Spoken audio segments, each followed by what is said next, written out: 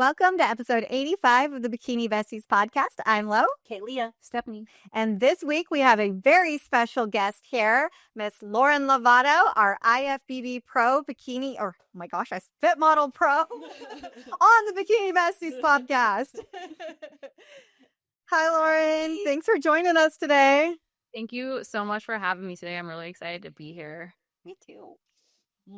We're super excited to have you. And so thanks for joining us. Just to introduce yourself to our listeners, why don't you tell us a little bit about yourself and we'll go from there. Awesome. Okay, so I'm Lauren Lovato. I am an IFBB Fit Model Pro. I am also the founder of the Align Method, which is a premium coaching experience for women that really just want to find sustainable results and food freedom. I'm also a full-time real estate broker here in Albuquerque, New Mexico, and really just trying to go full throttle with real estate. And I live and work in Albuquerque outside of, the gym. I'm a travel girl through and through. Travel is my number one hobby. I'm really outdoorsy. I love the mountains, hiking, snowboarding, boating, all of it. I'm also a huge foodie. So when I travel, trying food is just a huge part of the experience for me. And I'm really a big believer, too, that you can be really disciplined while still enjoying your life and still traveling. And that's also, a huge part of why I chose Fit Model. I'm a dog mom. I've got 4 labs total. 2 live with my parents and 2 live with me. So we're a really big dog family. And this year, 2026, I am getting married in Lake Como, Italy, which still doesn't feel real when I say it out. Oh my gosh. Shoes. Thank you. Yeah. So yeah, that's a little bit about me, my background. That's amazing. What got you into competing? Was this your first year competing, or no? Have you competed? Oh, no. Yeah. Okay. Yeah. Okay. So I'll kind of start, from, I guess, the beginning, right? So fitness has been a part of my life forever. My parents had me in sports basically since I could walk. I did swimming, tap dancing, ballet. I actually have a black belt in American Kempo karate. I did it for 2 years. Yeah, I played soccer, basketball, but volleyball was actually like really where I took off. That was my sport. So from middle school on, I played on a really competitive national club volleyball team.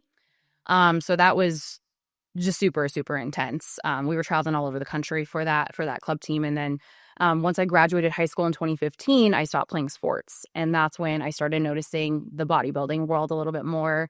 I saw these girls and, the sparkly bikinis. And I was like, wait, like, what is this? And so then after I graduated, I started my bodybuilding journey back in 2015. So started working with several local coaches at that time, and unfortunately, I dealt with a lot of sexual harassment from multiple coaches in the area, and so it kind of happened enough times that I basically decided, you know what, maybe bodybuilding just isn't for me. Like maybe this just isn't going to be my thing. I've had really like no luck here. There wasn't a lot of female coaches here either. There's a lot of like old school bodybuilding dudes. So I just kind of thought, maybe I'm not meant to do this. So I pivoted, and then I got into CrossFit for about 3.5 to 4 years.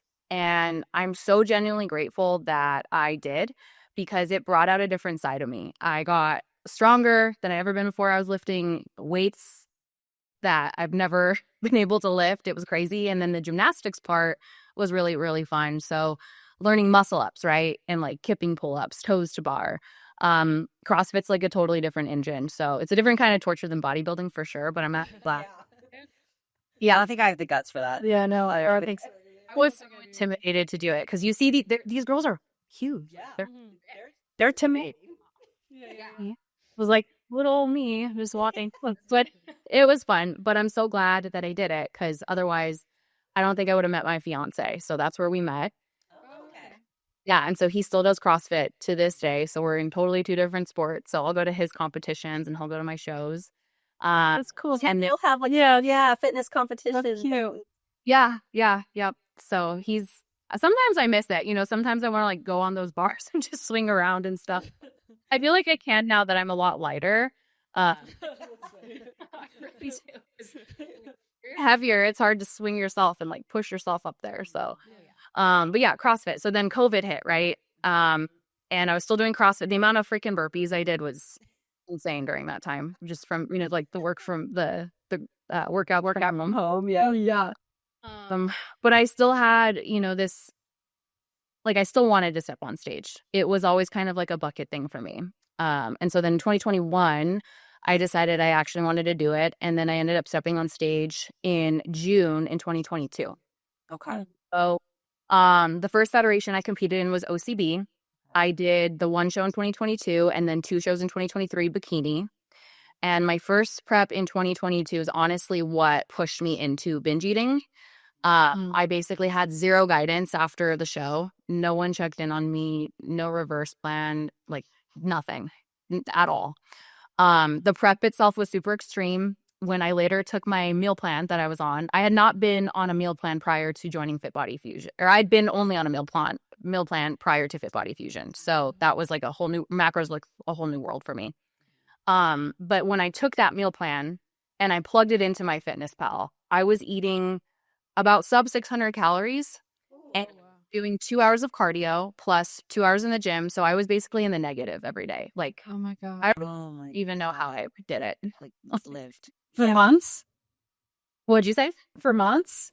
Months. Oh my gosh. Like, I don't know how I was functioning. Yeah, that's wild. I don't know. I was dead. Like, on like my joints. brain were- fog. I don't know what that is. Yeah. She's pure zombie, man. Yeah, the insane extreme. So the show day was super old school too. Like I had barely any water. I remember licking water. Like I wasn't allowed to have any. And I just remember seeing other girls backstage and they were drinking gallons of water. They were eating their food. And I was like, what the hell? Like there has to be a better way. Why am I so emaciated? And all these other girls, the girl that I saw ended up winning the show. So that's kind of what propelled me to like create the Align method. Because I don't want other women to go through what I went through. They don't need to do that approach. But yeah, when that was over, I gained about 30 pounds in about a month. So mentally it was horrible. It was really, really dark for me. You go from feeling, like you're the leanest that you've ever seen yourself. Obviously, like if I put that physique on stage now, that would be like laughable. But, at the time I'd never competed before. So you go from being so lean to like not recognizing yourself, and it completely spiraled me.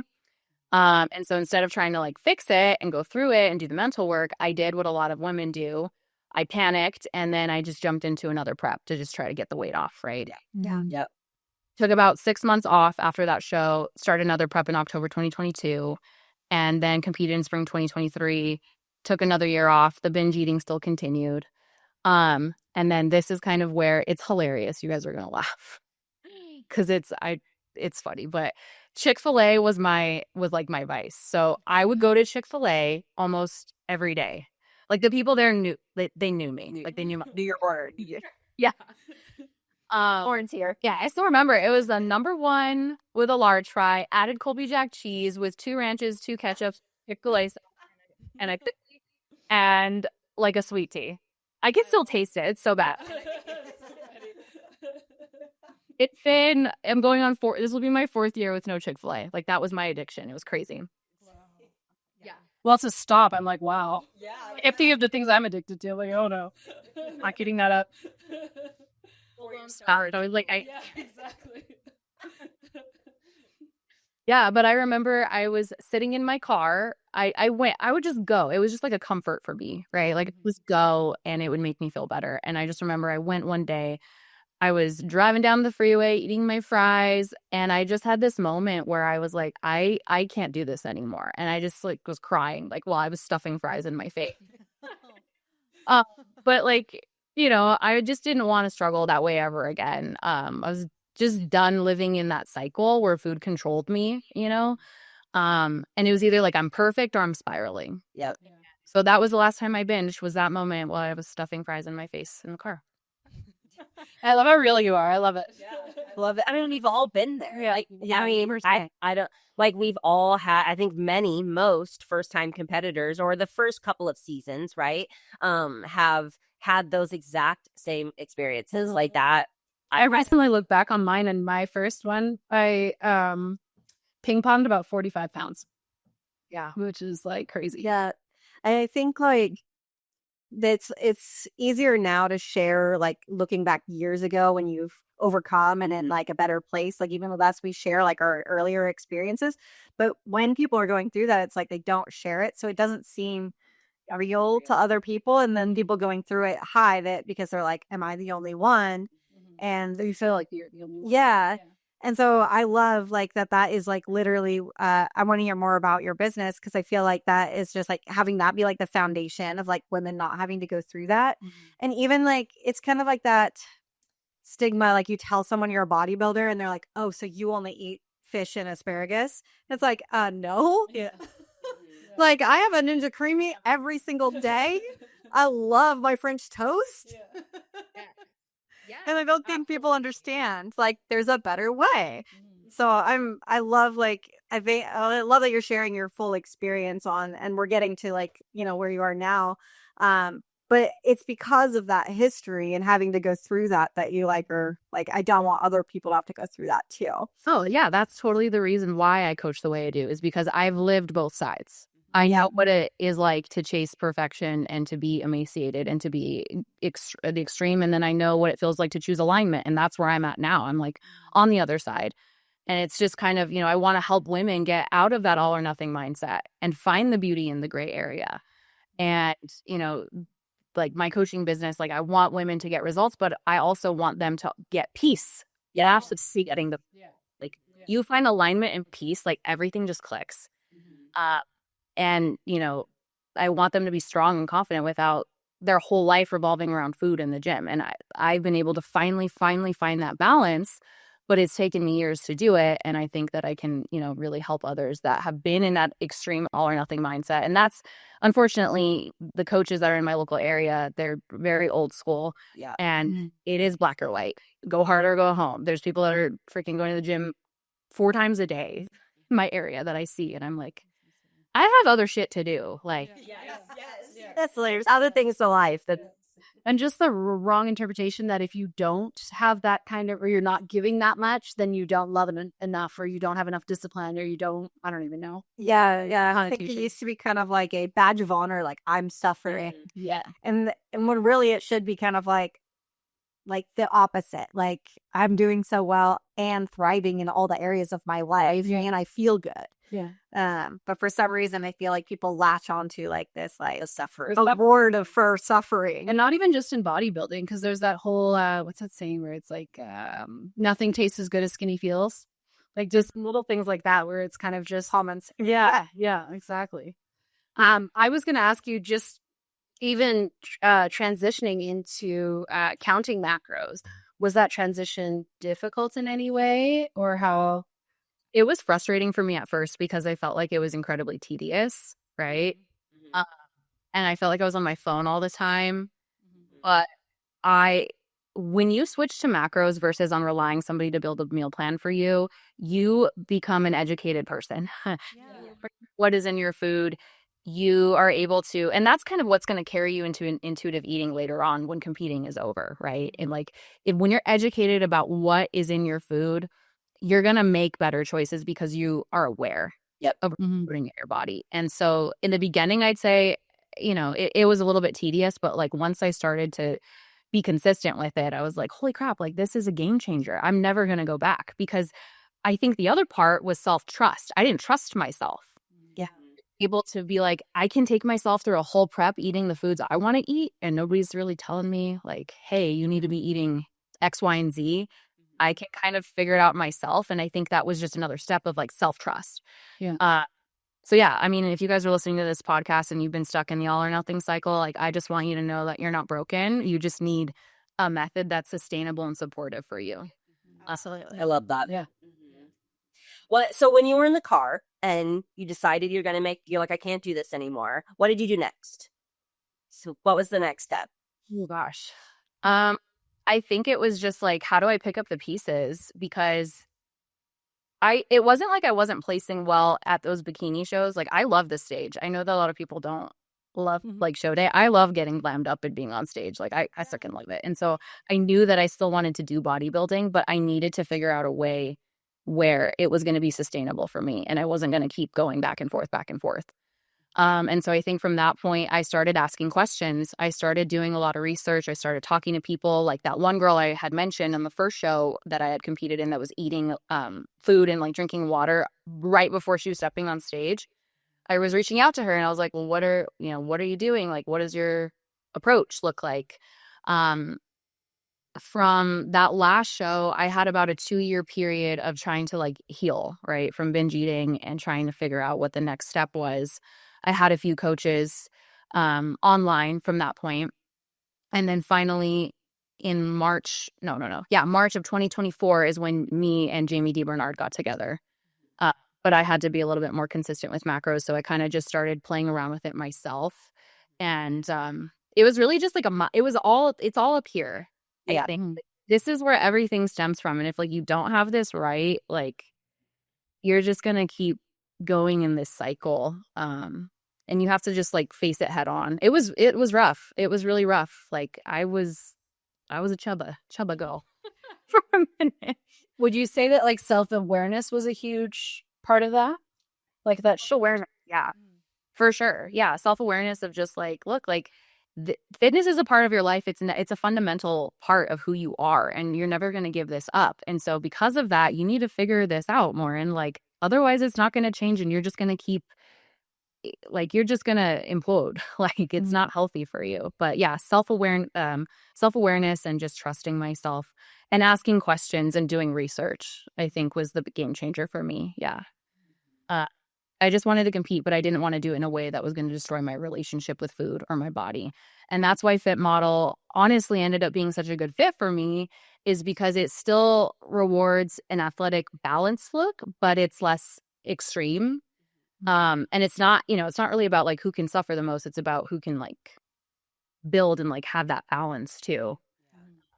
You can enjoy their life and doing the sport at the same time. Like, it's that thriving concept of like who can thrive. I think like if you're thriving personally, professionally, and in the sport or the hobby you're doing, like in all aspects of your life, then you're winning. Yeah. Like, And I feel like we've preached this a lot more, like when we in some of our earlier episodes, but like a running theme is always like, this sport should always add to your life. If it takes away from your life or it hurts you, then why are you doing it? We do this for fun. It's a hobby.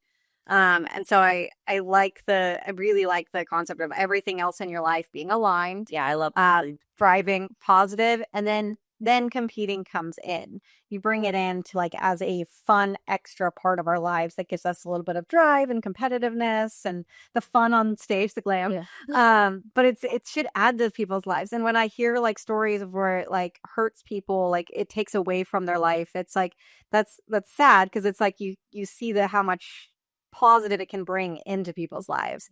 And they having that everything is about the experience and choosing something fun to do. So it's hard to hear like when like something that we're choosing to do for fun is such a negative after experience for people. And I think that a lot of people, they don't give themselves the chance to see what could happen if they get to the other side. Because I could have just given up and called it a day, like, yeah, I did it 3 freaking times. So I'm really glad that I took that chance on myself to see where we could go, because we're here now. And I did not think I was going to be here now. I feel like the permanence of things is a huge thing for people too, because if you label yourself as a certain type of person, it's hard to like break out of that. So even just knowing that this isn't you, and that you could change, I think that is a huge perk for sure. And just like not accepting that, like, I love the not accepting that this is the only way. You're like, no, it has to be the other way. Like, this seems wrong. This doesn't make sense to me. So I'm going to find what makes sense. Like, this doesn't align with me yet. Yeah. I love the name of your business. Now that I know more about how I was like, oh, get out of that. Yeah. So that's why my business is called The Aligned Method, is because that word really stuck with me through the last 2 years, where I was really intentional about making aligned decisions. If it was not aligned, it wasn't going to happen.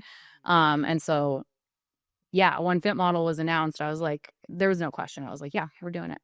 I was going to I was going to keep going for Bikini and just see where we could go. But I was like, no, hell no. I'm going to seize the opportunity. Yeah, perfect timing. Yeah.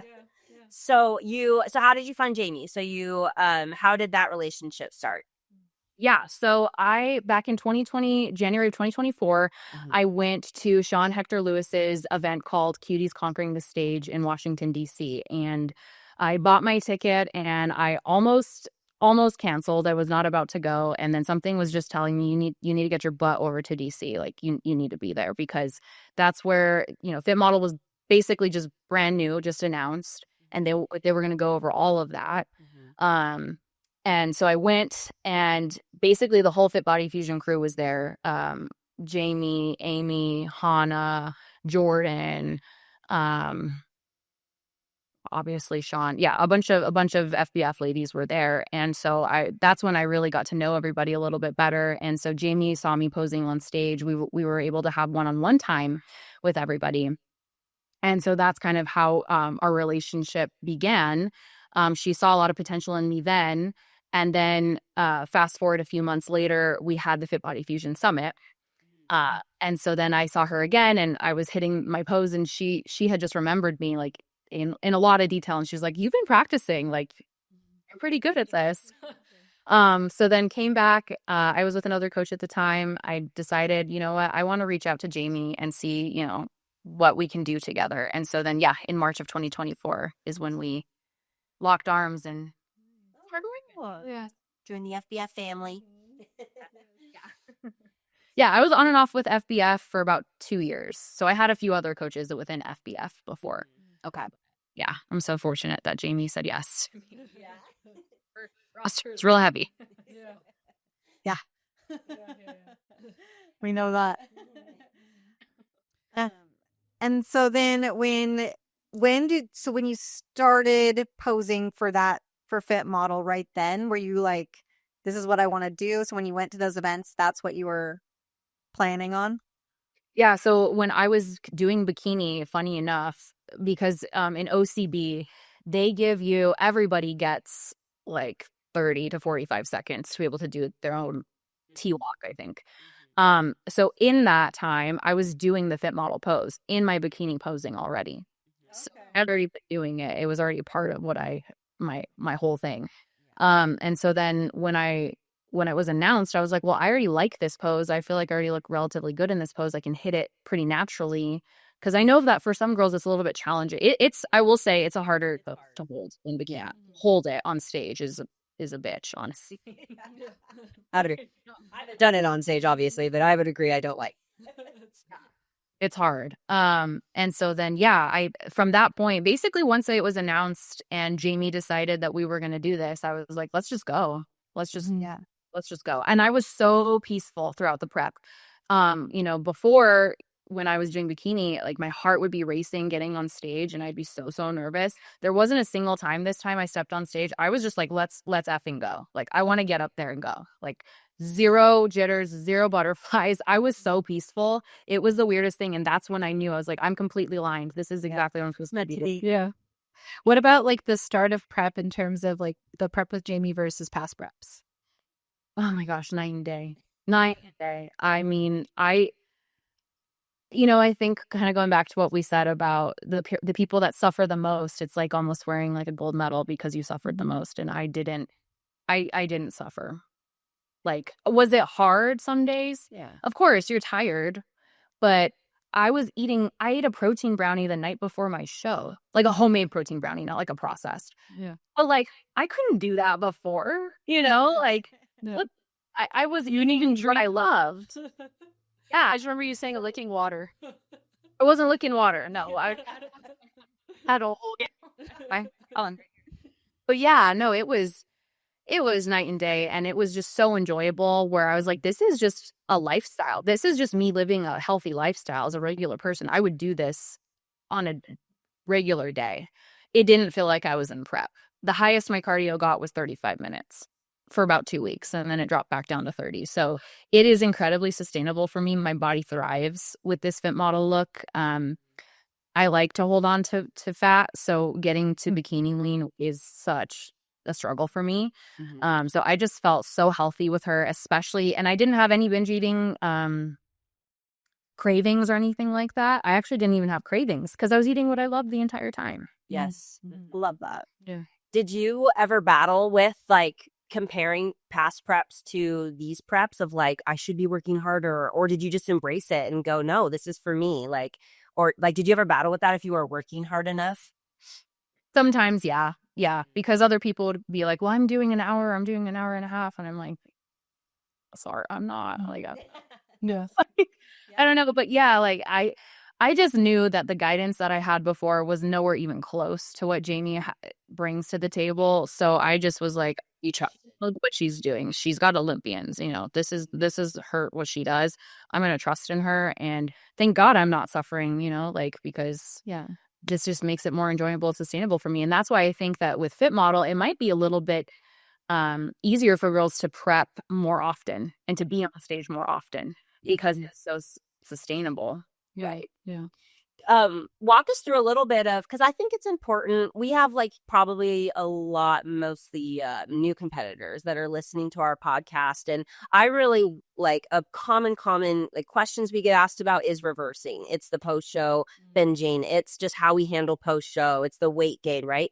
And so I think it would be kind of important to talk through like the differences between those past reverses and this one, like with Jamie. And you're saying like, I'm not binging now, I'm happy. And like, what does that look like? Like compare and contrasting those so viewers can get a sense of like just what, I mean, I'm going to call it like bad guidance, like poor guidance compared to, helpful coaching. And yeah, for sure. So I was on the meal plan approach. I had zero idea about what I was supposed to be eating, how much I was supposed to be eating, when, all of it. So, I was completely reliant on a coach, which I feel like is unfair to the athlete to do that. I feel like you should be, if you're a good coach, you should be explaining to your clients why you're doing what you're doing so that they understand. Like they've got more buy-in when they know why. And so for me, it was just, I wasn't unfortunately given the why. It was just like, this is your meal plan, period. Do not deviate from it. So what did that start to do for me? I mean, I was severely restricted. I was eating tilapia and asparagus. That's what I was eating. Like, that's not fun. No, it's not like and so first you look at a donut or you look even a banana, yeah. Like, wow, or just like you're salivating at a banana, and that's what's causing this. Like, well, I can't have it. It's not on my meal plan. Versus my approach with macros, where it's like I can have it, and there's just more peace knowing that. Okay, you know what? Maybe I'm in a predicament. Maybe I'm in the airport, or I don't have my meals with me. Like I can figure it out. And it's not going to break the day. Like I can fit into my macros, and it's just more of like this. Not the all or nothing mindset, not all or like black and white type of viewpoint with it, where it's just like I can still eat what I love, and that brings me so much peace because I'm not developing aversions to food that are on my meal plan, because that was a big thing for me. I can't eat white egg whites to this day because I was prescribed to be drinking egg whites. That was gross. I was like literally drink it, down it. So I can't do that anymore. But yeah, I think the restrictiveness of a meal plan is really what propelled me into the binge eating, because it was just like, you can't have this. This is it. This is it. This is all you can consume. Versus macros was, Lauren, trust yourself. Obviously choose whole single food and, single ingredient foods, but you can make something that is going to satiate whatever craving that you have, that's going to be able to still hit your goals, still, keep you on track. But there's peace of mind that comes with it. And that's what didn't propel me into the binge eating afterwards. And I didn't even really care to eat anything, honestly, after the show. Before, there's a picture of me shoving a whole burger in my face in Vegas and drinking a milkshake at Black Tap in Vegas because I just wanted to go crazy. Yeah. The next day, I remember just looking at my body, like looking at my skin, and I was so inflamed. Like, that's so bad for your organs. Like, your organs swell up when you have that much sodium, and, you're putting all that inside of you when you have been so freaking restricted for a long time. So, long way of saying, that's kind of what helped me. What things, I guess, from that change in mentality and just, being able to experience both, what things or key takeaways do you take into your business in terms of helping others through that? Yeah. So it's really, it's a lot of mindset work, honestly. It's a lot of being able to have the self-trust, because people will come to me and they're really overwhelmed and they're like, I don't know how to do this. Like, this is tedious. This is too much. Like, I don't know what I'm doing. Like, that's why I hired you. And it's like, look, here's our fats, proteins, carbs. Okay. Just so that you can understand the difference. You can mix and match things. Like, some people may think that this is kind of gross, but I like it. Rice, beef, peanut butter, and blueberries. Like, those are proteins, fats, and carbs together, but it's in a meal that I like because it's a savory meal for me. And it's just kind of teaching girls, like, look, you can create meals that you love with single ingredient foods, but you have to do the work, though. Like, if you really want lasting, sustainable change where you don't need to be relying on a coach for the rest of your life, like, I'm not a coach that's going to just spoon feed you. Like, this is what you do. I want you to know why, and I want you to learn something. So that way, after we're done coaching, you can handle this on your own and you don't have to rely on a coach later on. So it's really teaching those girls the foundational tools of how to be successful with macro tracking and how to continue to implement that for longevity, not just in the sport, but for life. Yeah, and building their confidence that they can do it. Like, I love that. And I think just the way I'm hearing it too is kind of like letting people know, like, that having a coach isn't to take the easy road of just being told what to do.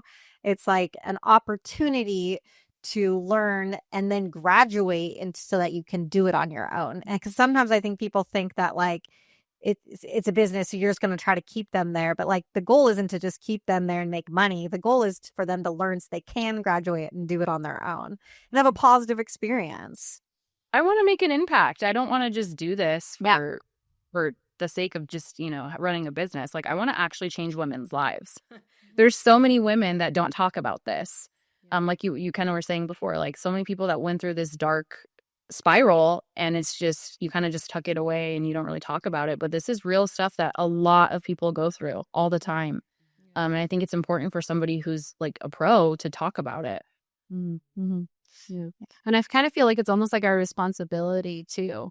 Like, once, even just being a pro or just competing and having, the authority, I guess, in a way, to help others or to just share that information. I know I feel sometimes a little bit more responsible, even at like work events, like outside of bodybuilding, just hearing like women say like, oh, I can't have that because it has too many carbs. Like, it just like breaks my heart. Just even hear that kind of stuff. It's sad. Yes. And then, like, just that mindset around, carbs or fats or whatever. It's like, carbs were good.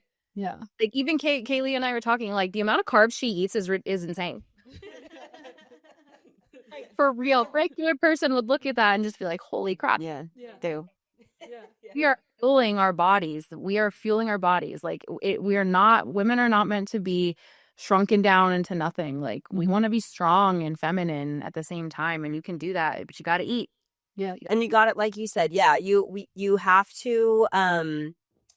to learn it, but you have to put the work in. Like, I didn't just snap my fingers and was able to eat that much food. Like, it's years of, I've struggled with binge eating in past preps too. I've struggled with like improvement seasons where I've gained tons of weight, and you chip away at, like, okay, I don't want to do that again. I don't want to do that habit again. Like, you just kind of chip away and you get better. You do the mental work, you do the physical work, and it all adds up. And then eventually you do get to a point where you're like, aligned. You're like, everything's aligned, and like, I got it, I did it. Like, you feel good, you figured out all the pieces of the puzzle, and it just clicks finally. And but like, you do have to take ownership of doing the work and like be committed to it. And there's going to be little bumps in the road and little mistakes and mess ups, but like, you just keep overcoming them. Like, yeah, it's all cool to learn something about yourself. Like, every prep that you do, that's why I love bodybuilding, is because every single prep I do, I learn something about myself. I see what I'm capable of doing. I'm able to push myself harder than I've ever been able to, the next time. And it's just data points that you keep getting from every single prep that you do that is going to translate into real life as well. If you're able to do some, like, looking back at what I went through, I'm like, if I was able to go through that, I can handle I got a lot of things. I think we talked about that in another episode too, is just the confidence that builds from hitting these roadblocks and then overcoming them and then being able to kind of translate that to real life and that problem solving kind of mentality. For sure. Yeah, 100%. Because this goes, you just become a better, I think that when you're prepping, you really do become a better person because you're hyper aware of the things that have to get done. You're kind of a superhuman when you're in prep because you kind of don't really have a choice. You have to be, but you want to strive for, you're really striving for excellence in all areas, inside of prep, outside of prep too. So that's why I love bodybuilding, is because of that right there. That's what Yeah. And then it bleeds into everything else you do. Like it starts in bodybuilding, like when you get into it, and then it bleeds into everything else. Like, yeah. So yeah, you definitely grow from there. Well, yeah, I think we should. Oh, sorry. Go ahead. I was going to say, I think we should talk more fit model. Yeah. Get it to, we're going to talk about. Before we do that, we're like almost to where you are now in your like timeline. I was like, Yeah. What shows did you do in 2025? Yes. Like, tell us about just how that the last years of actual competing went for you and what shows you did. Okay, so I did Legion in Reno, Nevada, the Center Podium show. That was my first NPC show ever. So I was a true novice. So I did true novice, open, all of that. And then I won all of them, and then I won the overall there. That was an awesome show. I wish they were having Pro Fit Model this year at Yes. Oh. And then about 2 weeks later, I went to Junior Nationals in Chattanooga, Tennessee. And fortunately, my sister, she lives there currently. She'll be moving there soon, but she lives there, and so I was able to stay with her. So I was able to stay with my family, like didn't have to stress about things. Was able to do my tan in her house, like had food, all of that. And then I ended up winning the overall at Junior Nationals. And I think there was over 45 girls at that show. So far I haven't lost the NPC. I'll be humbled quickly. But yeah, like I think I kept getting better. So my first show I got 5th, in Bikini, and then second show I got 3rd, third show I got 2nd, and then I've had 1st from then. But and yeah, just to clarify for our listeners, winning the overall at Junior Nationals got you your pro card. Yeah. Yes, you became an IFBB Pro. How my pro card? Yes. Skip over that. I know. Sometimes I feel like it's almost like a thing where you're like being modest of like not, like I didn't know about the overall. I didn't know that was a thing. So I won my pro card, and then they were like, "Oh, but you're going out again," and I was like, "What the hell?" Okay. So go out, they're like, "This is for the overall," and I was like, well, "What does that even mean?" And it's just, I guess, what it is. It's just the title, I think. Yeah. I don't. Went out again, and then that was super cool too, because I was like, okay, well, that was just the cherry on top. There you go. Like you get to be on stage again. Yeah. So yeah, that's where I won my pro card. It was, again, so aligned. I was there with my family, there with my sister, with, in her house, and was able to kind of make a little vacation of it. Was able to stay with her a few days after the show too. And so it was just so nice to be able to have family there. The food in Chattanooga is incredible. I don't know if you've had food in Chattanooga, but it's so random. That little town is so good with their food. I was actually there. I did World Classic the Bikini Pro show that same day. So I actually was like really intrigued to watch Fit Model. So I did get to see a little bit of it, and I saw that you won your pro card and everything there too. So that was really exciting. So when I heard you were coming on here, I was like, oh, I know who she is. Oh, that's awesome. I'm so glad you got to see that. Yeah. Yeah. No, that was a really cool stage for Bikini too. The backdrop, I thought that was super awesome. Yeah, it was a unique one with all the raindrops and stuff. It was raindrops, blue. I loved it. It was cool. It was a little busy in the video, but it was really cool in person. But that was a really cool show. And so if for our listeners who don't know, now that you are a Fit Model Pro, there is no pro shows in 2025. 2026 is the kickoff of the inaugural year of IFBB Fit Model Pro shows. So are you going to be making a pro debut this year? We are lined up for Wasatch is our first show. So I think we're about 11 weeks out currently. Jamie hasn't switched any plans on me, so I'm still going like regular. Like people are like, "Are you on prep?" And Like, I think. all right, yeah, I'm just doing what I've been doing this whole time. And it was so funny because I asked her that one time. I was like, "So when are we starting prep?" And she said, "Well, what's the difference between what you're doing now versus prep?" And I was like, "You're right. You're always in prep. You're always in prep." Nothing really. So, yeah, we're again. This is. I just feel so good. I'm kind of just cruising in. And that's why I just didn't really want to do Japan, is because I felt like it might have been a little bit more rushed for me. Okay. Again, I was like, I just want it to be aligned. I want it to be peaceful. Yeah. What does so to I guess my question is, so in regards to, so you got done competing and it was like summer then, June, right? That's when Junior Nats was. So June.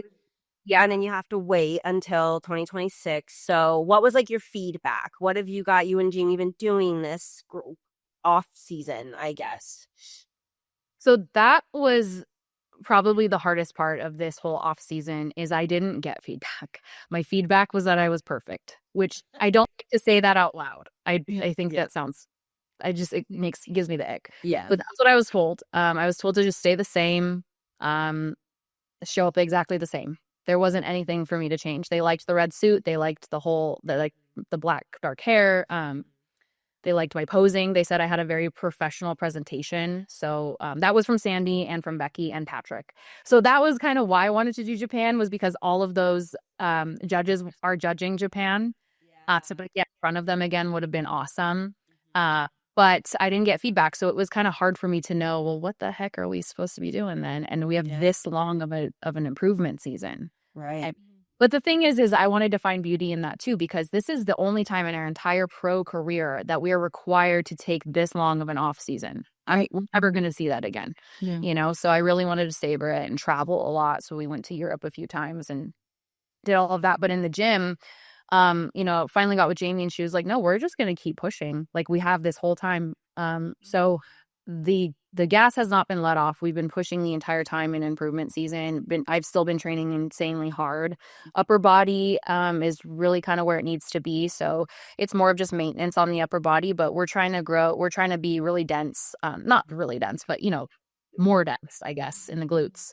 And then Bill was at the Fit Body Fusion Summit, and he looked, I guess they had a presentation of all of the overall winners. And I guess the feedback was that he really, really loved my look too. So that was also a really great thing to hear as well in person as well. And then to be in front of him and pose in front of him. So we've just been going full throttle this whole time, but I'm really excited. I'm eager to get back up on stage.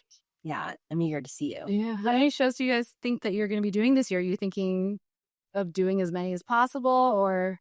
Yeah, I think so. Jamie basically just told me that we're just going to keep going until we get that O qualification. So how cool. I'm so excited. Yeah, the first year, like, yeah, you're like that. You're going to be an OG fit model. Yeah. Like the first turn pro the first year, you're going to compete in the first years, like in the pros, and then get the O qualification in the first year. I'm so excited to watch. This year is going to be so exciting. Yeah. It's going to be wild. I mean, it's going to be stacked. It's not, I don't think it's going to be easy. We've got so many girls that have been in improvement season, right? That haven't had a time, they've had to not compete. We've got the pros, the bikini pros coming into the division. Like this is going to change the dynamic and the trajectory of how this division is going to transform. But I don't know. I feel like I've heard a lot of girls be really like nervous about it, or there's a lot of anticipation and like, oh, this is the way it's going to go, or this is the way and I'm just like, just have fun. We're doing this for fun. Why are we so like anxious about what's going to happen? What's going to happen?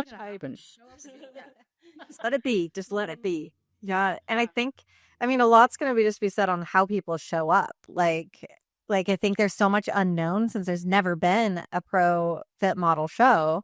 Like there's a lot of unknown. Like how do people know, like, do we come in a little bit tighter? Do we come in a little softer? No one knows. Yeah. And the judges don't even know what on stage everybody compared to each other, which one meets the criteria the most.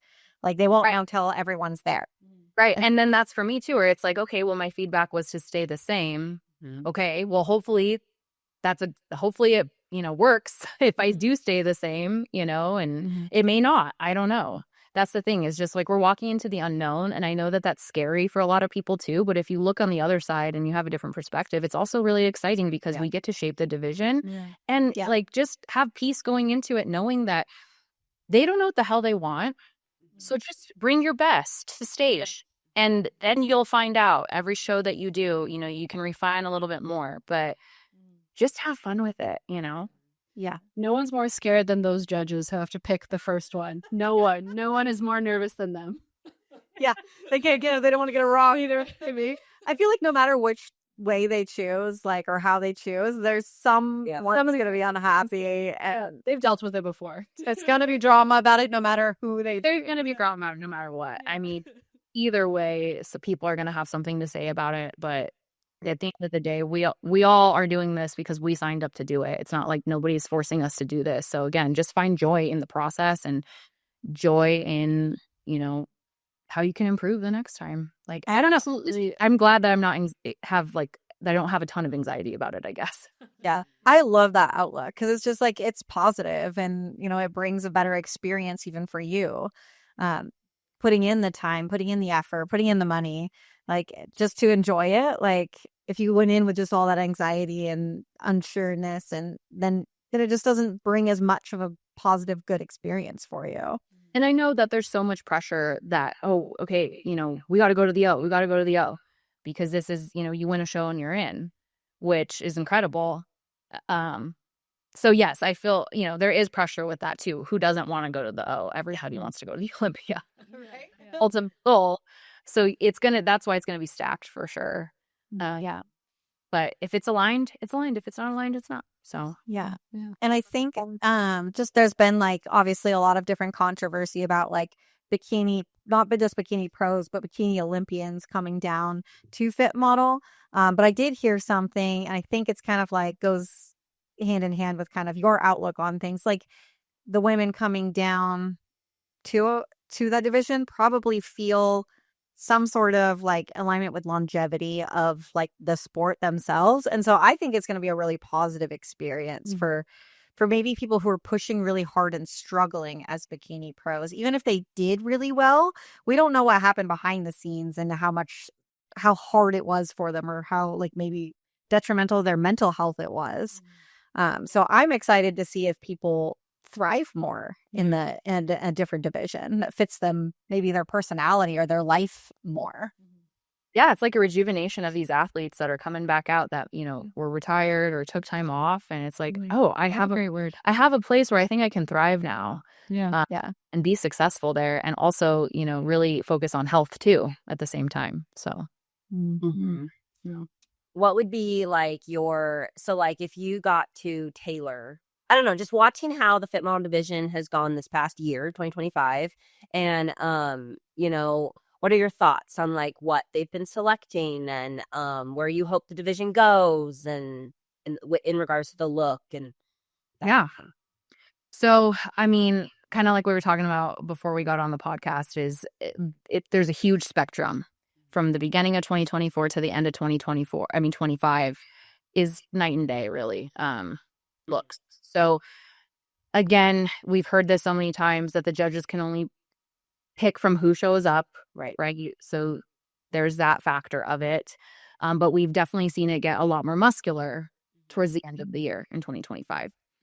So I hope that we can find a balance somewhere in the middle where we don't have a crazy amount of muscularity, but just like the way I think about it is Fit Model is a baby bikini. So just think of like a smaller like bikini competitor, basically. Like that's how I kind of view it. Like you see the silhouette of a Fit Model, and it's just a smaller version of a bikini athlete, basically. Like balanced.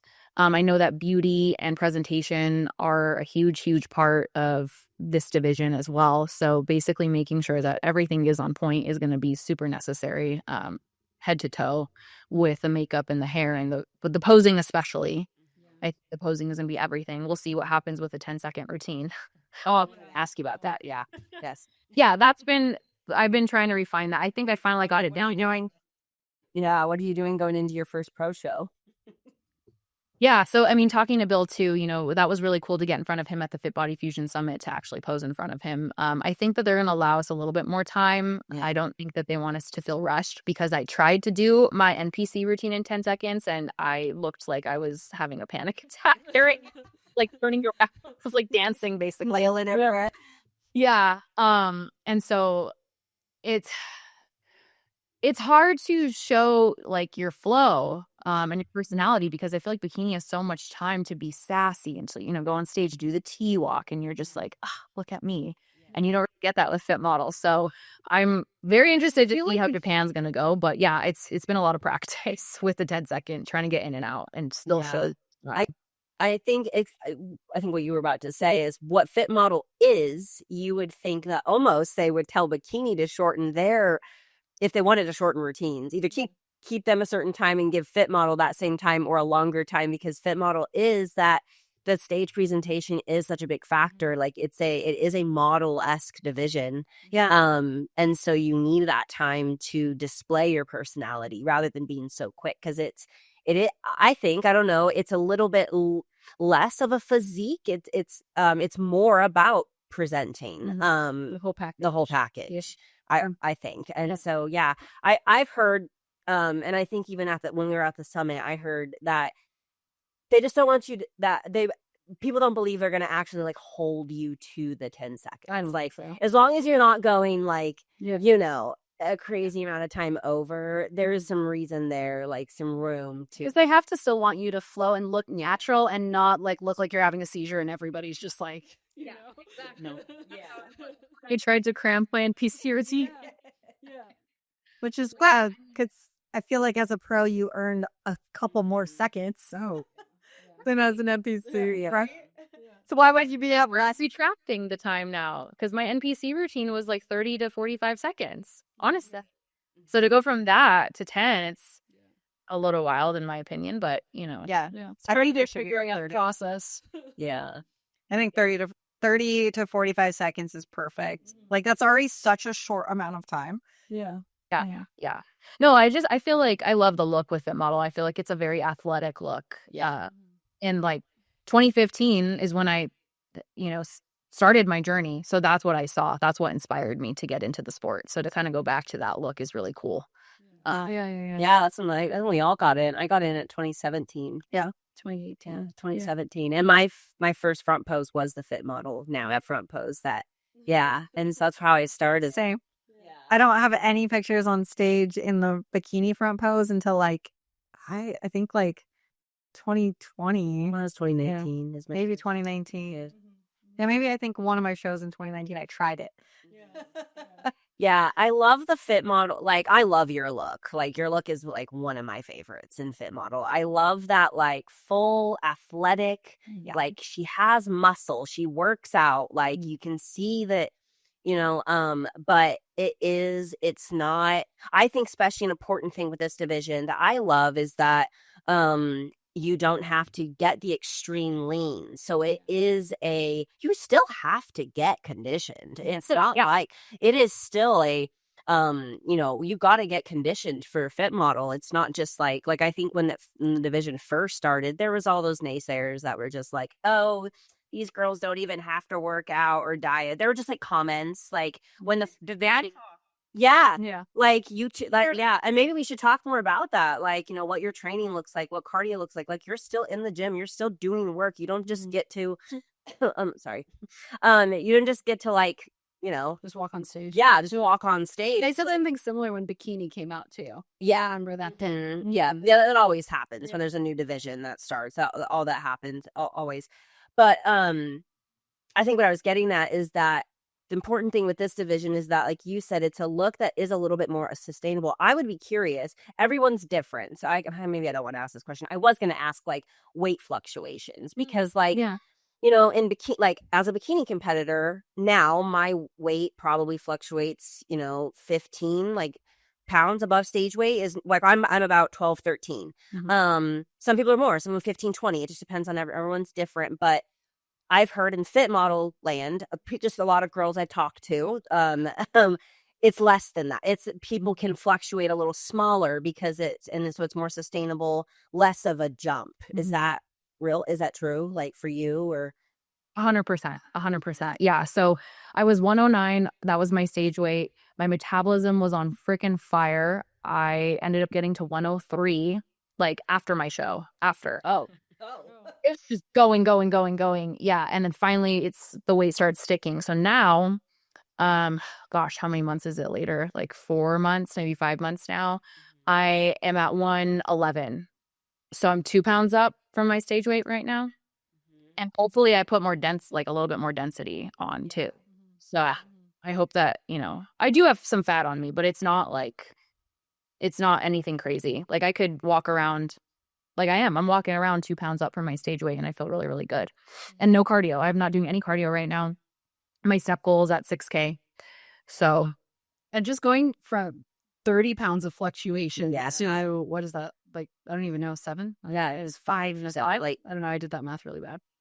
yeah. Going from, that's a what, like, and just how impactful that is on your body and your hormones. Like things from or how like just helpful that is to your hormones. And just mentally. Yes. The way that you said, like, you jumped back into a prep just to get the weight off. Like that, to me, seems night and day from how it is now. Like even just being forced to take a long off season. Like if you had been, of that old mentality, that would have been like, oh my God. Right.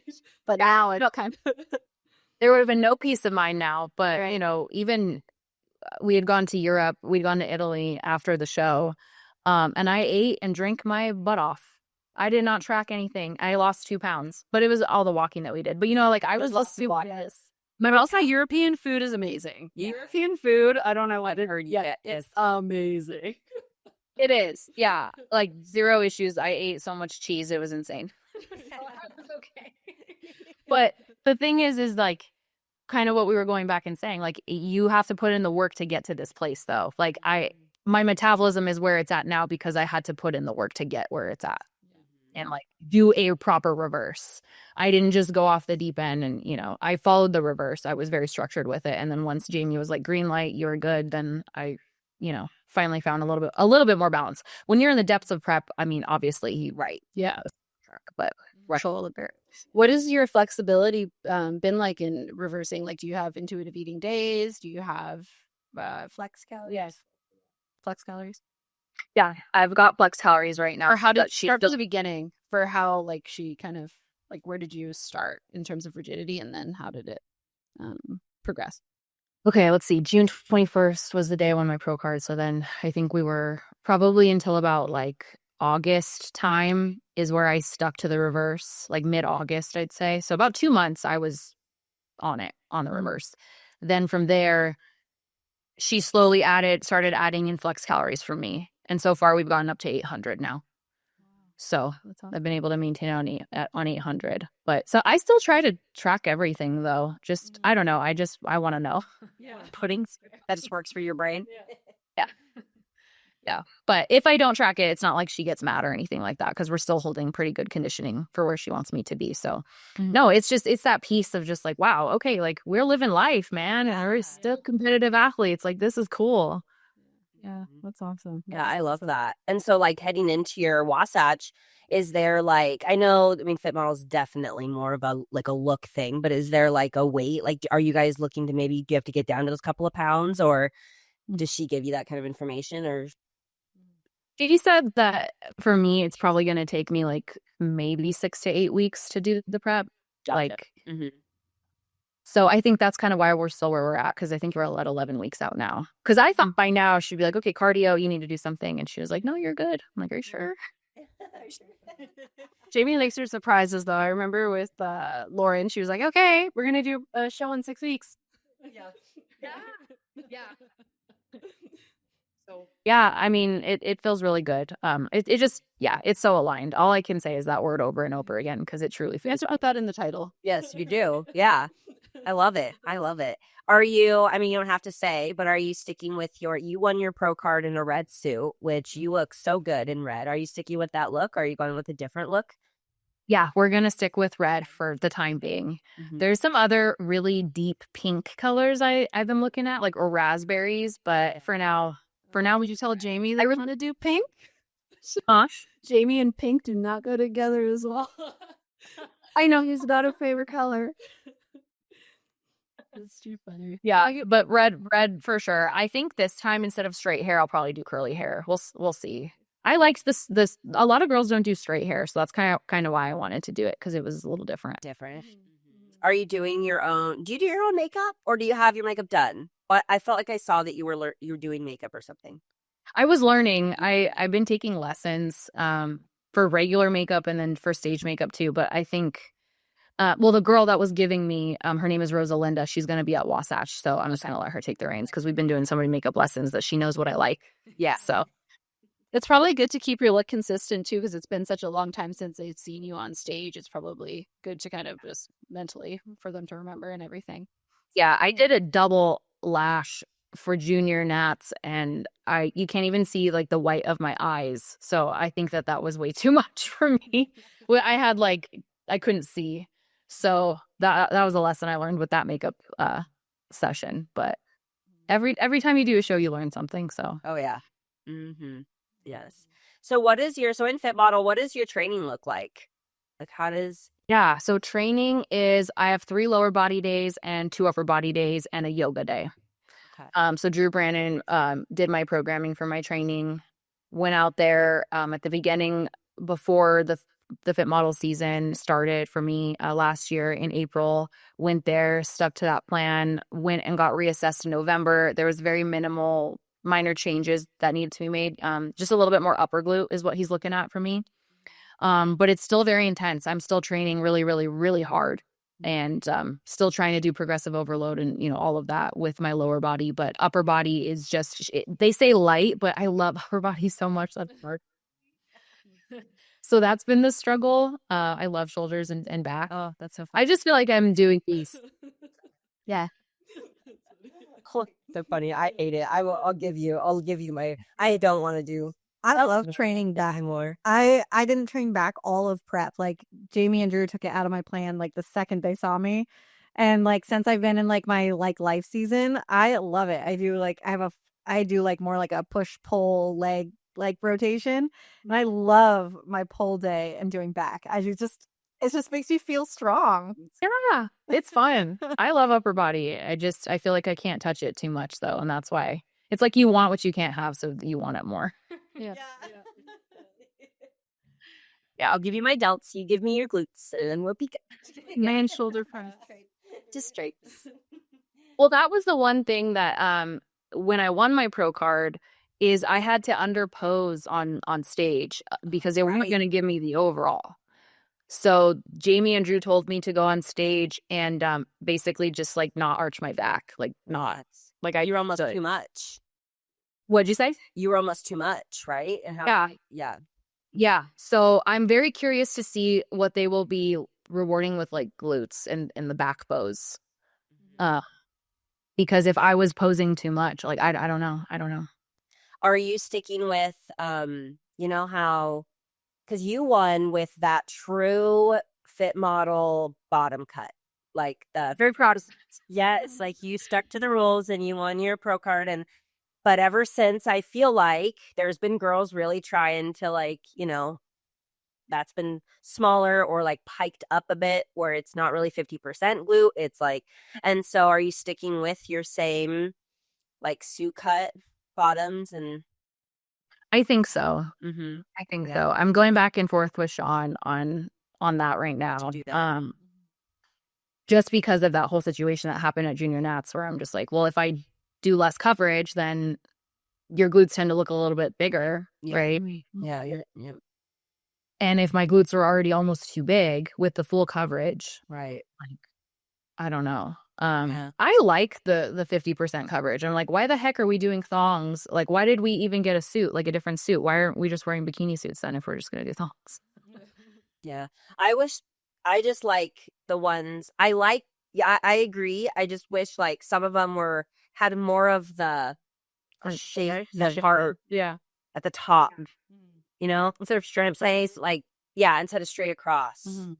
I agree. Yeah, because it really shapes the glutes. Yeah. If there was a way to like still get that 50% coverage, but have that heart rounded shape at the top is what I think is a good look. Mm-hmm. Yeah. I loved my suit that Sean made for me. She did a really, really good job of doing a custom suit for me. I haven't really seen a lot of cuts like the way that she makes hers, so we'll see. We shall see. I think that's the rule, so we'll probably just do the 50. Just know it. Yeah. Just follow it and then go for the rule that people Yeah. But yeah, I'm excited to see where this division goes. I think, like I said, there's just a lot of anticipation for it and so many opinions about it. And it's like, okay, like let's just get the season started and get this shit done. That way, we know what's happening. There's no speculations anymore. I think we're all going to be live streaming as much of it as we can. Because the Japan show's in 4 weeks. It's the end of this. It's the last weekend of this month, right? Yep. It's the 28th. I think it's the last. Or was it the 27th? I'm not sure. It's the 27th or 28th. Yeah, and then the week after is Arnold. Yeah, because that's what I'm waiting for. I'm waiting to see what they pick as pros, and then I'm waiting to see what the first national show picks, what Arnold Amateur picks, and then I'm going to have conversations. You guys gonna go to the Arnold? What? Are you guys going to the Arnold? No, I'm not. No. I competed in it in the last 2 years, but not this year. I love that show though. I always wanted to win my pro card at that show, but I love that show. Yeah. Beautiful. But now are you gonna go? Yeah. You're going? Yeah, it's the first time I've ever been, and I heard it's an amazing show. So yeah. I'm excited to go check it out. Yeah, It's it's good. It's good. Yeah, it's really good. Yeah. So, how can people find you after this? And if they are interested in talking to you more about your coaching, where's best to reach out to you and things like that? Yeah, so you can reach out to me on Instagram. My personal handle is Lauren V Lovato, and then my coaching handle is The Aligned Fit Method. And then I'm also on YouTube. I just started my YouTube channel, so I've got 2 little videos out. So I'll be posting those weekly as well. But yeah, Instagram is the main way of communication for sure. Awesome. So we'll tag you definitely on Instagram so people can find you. Because I think that your story and just what you've shared today really will resonate with a lot of people, especially a lot of our listeners that are just looking into getting to competing, or maybe they used to compete and they'd love to come back, but maybe had a bad experience, because I think it's more common than people think. And I think just hearing you is going to mean a lot to a lot of people. So we really appreciate you sharing everything today. And I think it'll make an impact on a lot of women. So thank you. Thank you guys. Thank you for bringing me on today. It was so fun. It's always a good time with us. Well, thank you. And thank you, Besties. Go follow Lauren Lovato and the Line Fit Method. And we'll see you next time. Thanks, guys. Bye.